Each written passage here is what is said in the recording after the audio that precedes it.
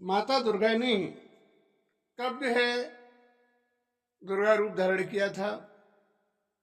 वो एक समय की बात है। सरस्वती, पार्वती और लक्ष्मी ने मिलकर एक मीटिंग की। उसने कहा कि अब ऐसे पुत्र को जन्म देना है जो हमारे आदेश का पालन करे। तब उन्होंने गणेश जी को उत्पन्न किया और गणेश जी को उत्पन्न करने के बाद उन्होंने गणेश जी से कहा कि आप इस दरवाजे पर बैठ जाएं और किसी को भी आने की अनुमति नहीं देना, चाहे कोई भी चला है। तो शंकर जी ने गणों को भेजा कि जाओ आप पार्वती से हमारा संदेश कह देना। तो पार्वती से उन्होंने गणेश जी ने नहीं मिलने दिया। उन्होंने जो है दबा के जाना चाहा तो वो गढ़ हार गए। तो पुनः उन्होंने जाकर शंकर जी से कहा कि जो है वहाँ हमें एक पुत्र बैठा है, वो जाने ही नहीं देता है। तो स्वयं आए, उन्होंने कहा, लेकिन उन्होंने उन्हें जाने नहीं दिया। उन्होंने मौका दिया कि आप अपनी बुद्धि को संभाल लो, नहीं तो आपके साथ अनर्थ होगा। इसके बाद उन्होंने देवताओं को भेजा, ब्रह्मा विष्णु गया, उन्होंने भी समझाया लेकिन नहीं माने। इसी के पश्चात जो है शंकर जी ने क्रोध में आकर उनका सर उतार लिया। अब इसके बाद जब ये पार्वती को कहानी मालूम हुई तो पार्वती ने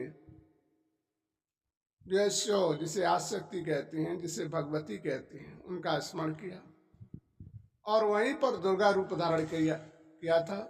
बेवकल की किसी की माँ से के द्वारा उन्होंने जन्म नहीं लिया। इस प्रकार से वो प्रकट हुई और वहीं पर उन्होंने 9 देवियों को भी जन्म दिया। इसीलिए नवरात्रि मनाया जाता है। इसके बाद समस्त देवतागण ने ये स्थिति देखी तो सभी सरमस्तक होकर उनसे क्षमा मांगने लगे, मुझसे गलती हुई अहंकारवश, अब ऐसा नहीं होगा।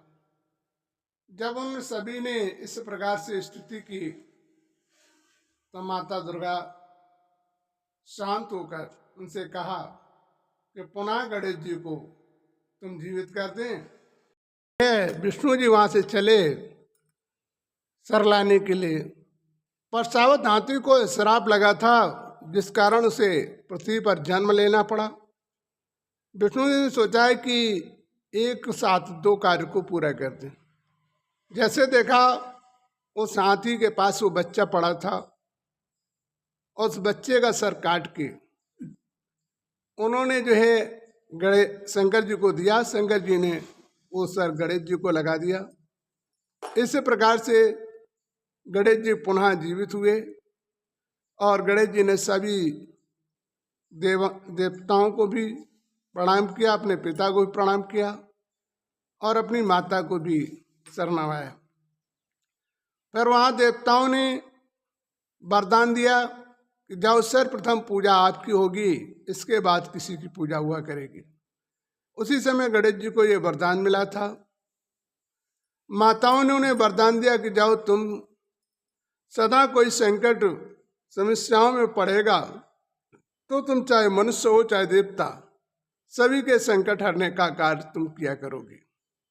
इस प्रकार से गणेश जी को वरदान मिला और तब से ही नवरात्रि प्रारंभ हुई।